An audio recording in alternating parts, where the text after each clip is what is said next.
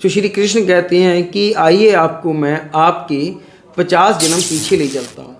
इतना देखकर आप बहुत गुस्से में आ गए और आप उसके घोंसले के पास पहुँचे और उसके जितने बच्चे थे सभी को आपने एक एक करके मार दिया।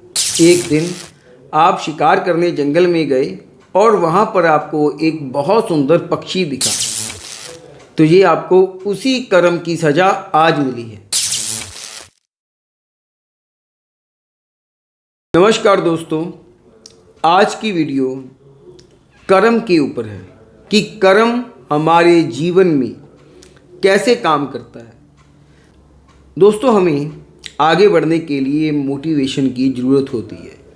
कुछ लोगों को मोटिवेशन घर से मिल जाती है, कुछ लोगों की विल पावर इतनी स्ट्रांग होती है कि वो खुद को मोटिवेट करके रखते हैं, और कुछ लोगों को हमारी ये वीडियोस भी मोटिवेट कर देती हैं। लेकिन कहते हैं ना, अगर कुछ अच्छा सुनने को मिले तो सुन लेना चाहिए, क्योंकि ज्ञान जहाँ से मिले वो पकड़ लेना चाहिए। और ज़रूरी नहीं है कि आपको हमारी हर बात पसंद आए। जितनी बातें पसंद आएं उतनी बातें आप अपने पास रखिए, और जो ना पसंद आए उसको बाहर निकाल दीजिए। उसके ऊपर बहुत ज़्यादा सोचने की ज़रूरत नहीं है। तो दोस्तों, आज हम बात कर रहे हैं कि कर्म हमारे जीवन में कैसे काम करता है। लोग कहते हैं कि मैंने बड़े अच्छे कर्म किए, भी मैं बहुत मेहनत करता हूँ, बहुत अच्छा कर्म करता हूँ, लेकिन मुझे फिर भी उतने रिज़ल्ट नहीं मिलते। मैं बहुत भागता दौड़ता हूँ, मैंने आज तक किसी का बुरा नहीं किया, फिर भी लोगों ने मेरे साथ अच्छा नहीं किया। ये सारी बातें हमें अक्सर सुनने को मिलती हैं, और ये भी सुनने को मिलता है कि यार इतना कुछ करने के बाद भी मेरे को वो सब कुछ नहीं मिला जो मिलना चाहिए था। लेकिन क्या आप जानते हैं कि हम कौन से कर्मों के फल आज कंज्यूम कर रहे हैं? तो एक कहानी से सुनाता हूँ। महाभारत के दौर की ये कहानी है, और जब महाभारत में कौरवों और पांडवों का युद्ध खत्म हो गया, कुरुक्षेत्र का युद्ध खत्म हो गया, सारे कौरव खत्म हो गए, तब धृतराष्ट्र बहुत उदास अपने कक्ष में बैठा था और आंखें भरी हुई थी और अपनी किस्मत को दोष दे रहा था। तभी भगवान कृष्ण वहाँ पहुँचते हैं और कहते हैं कि क्या बात महाराज, आप इतने उदास क्यों हैं? तो धृतराष्ट्र कहता है कि कृष्ण, आपको तो सब मालूम है कि वजह क्या है। तभी भगवान कृष्ण कहते हैं कि महाराज, आपको तो सब कुछ मालूम था कि ये तो होना ही था, क्योंकि आपके पुत्रों ने जो गलतियां की उसकी सज़ा तो मिलनी ही थी। लेकिन धृतराष्ट्र कहता है कि प्रभु एक बात बताइए, मुझे किस कर्म की सज़ा मिली? मैंने तो पूरे जन्म में किसी का बुरा नहीं चाहा, किसी को गलत नहीं बोला, और मैं तो इस युद्ध के हक में भी नहीं था, फिर भी मुझे ये सज़ा मिली क्यों? तो श्री कृष्ण कहते हैं कि आइए आपको मैं आपके 50 जन्म पीछे ले चलता हूँ। आज से 50 जन्म पहले आप एक शिकारी थे, और आप शिकार करने के लिए जंगल में जाया करते थे। एक दिन आप शिकार करने जंगल में गए और वहाँ पर आपको एक बहुत सुंदर पक्षी दिखा। वो एक नर पक्षी था, मतलब कि वो एक मेल पक्षी था। जब आपने उसको मारने के लिए अपनी कमान उठाई और तीर चलाने लगे तो वो पक्षी उड़ गया। इतना देखकर आप बहुत गुस्से में आ गए और आप उसके घोंसले के पास पहुँचे और उसके जितने बच्चे थे सभी को आपने एक एक करके मार दिया। वो पक्षी दूर खड़ा ये सब देखता रहा और असहाय हुए कुछ कर नहीं पाया, और उसने आपको श्राप दिया कि एक दिन आप भी अपने पुत्र वियोग में तड़पोगे और आप उनकी कभी रक्षा नहीं कर पाओगे। तो ये आपको उसी कर्म की सज़ा आज मिली है।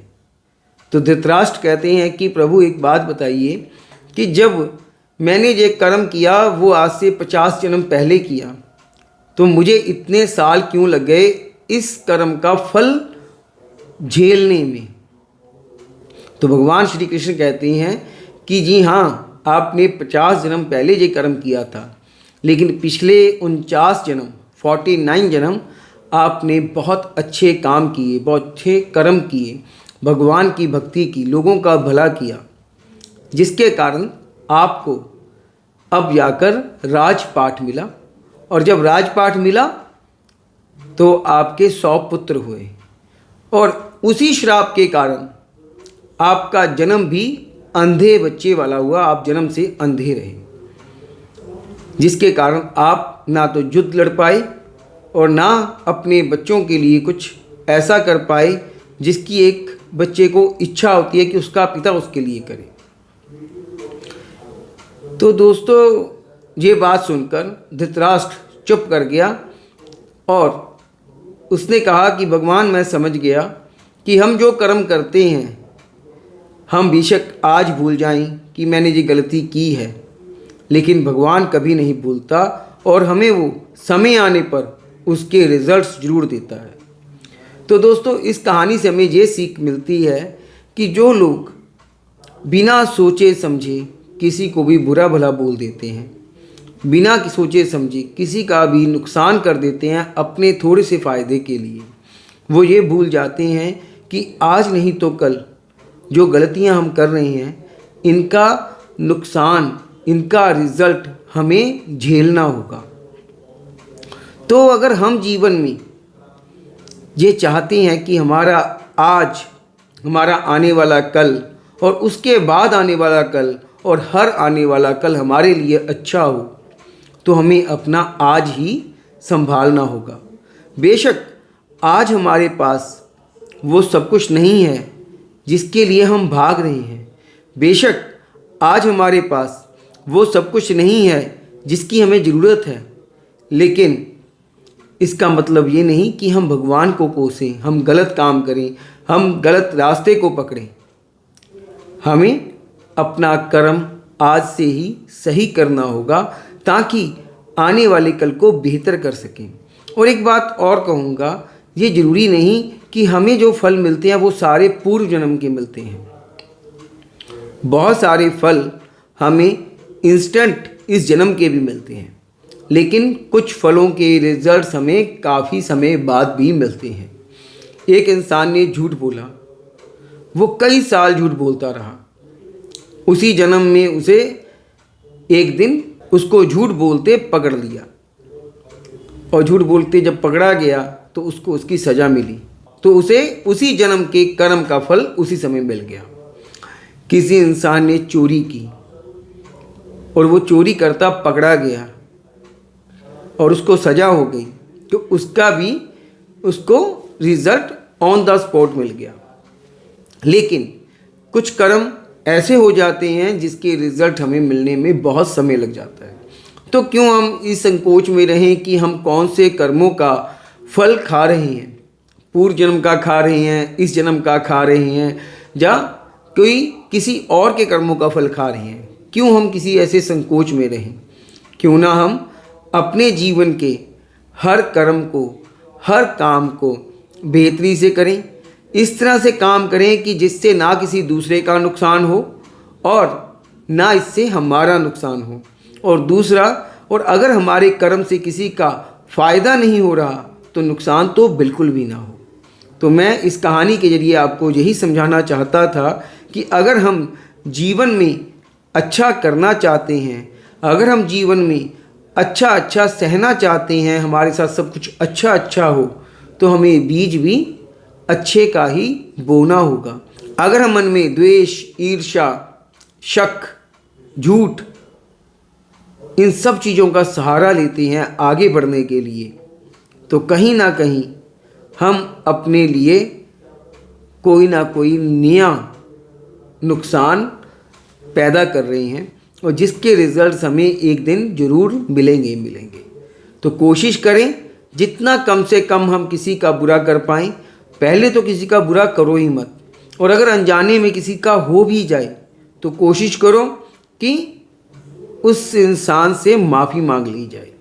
और दूसरा, आगे बढ़ने के लिए सही रास्ता चुनो और लगे रहो, क्योंकि मंजिल एक दिन मिलेगी अगर आप लगे रहोगे, डटे रहोगे। हाँ, अगर आप हिम्मत हार कर बैठ गए और ये सोचने लगे कि इतने साल मेहनत की अभी तक तो फल नहीं मिला, तो आपने एक पिक्चर देखी होगी जिसमें दो लोग हीरा ढूंढने के लिए एक सुरंग को खोद रहे होते हैं, जिसमें एक इंसान लास्ट पॉइंट पे जाकर जहाँ पे सिर्फ एक पतली सी तार सी रह जाती है वहाँ से वापस चला जाता है और दूसरा लगा रहता है। तो आगे बढ़ने के लिए हमें मेहनत करनी चाहिए। पता नहीं कौन से हथौड़ा मारने पे हमारी किस्मत बदल जाए, कौन सा काम करते करते रहने पे हमारी किस्मत बदल जाए। तो कभी हिम्मत ना हारें, आगे बढ़ते रहें और आपसे कोई गलत कर्म ना हो, इस चीज़ का भी ध्यान रखें, क्योंकि सही गलत का रिजल्ट हमें यहीं मिलना है, कहीं और नहीं मिलना। तो आज के लिए इतना ही, कल फिर मिलेंगे। नमस्कार, बाय बाय।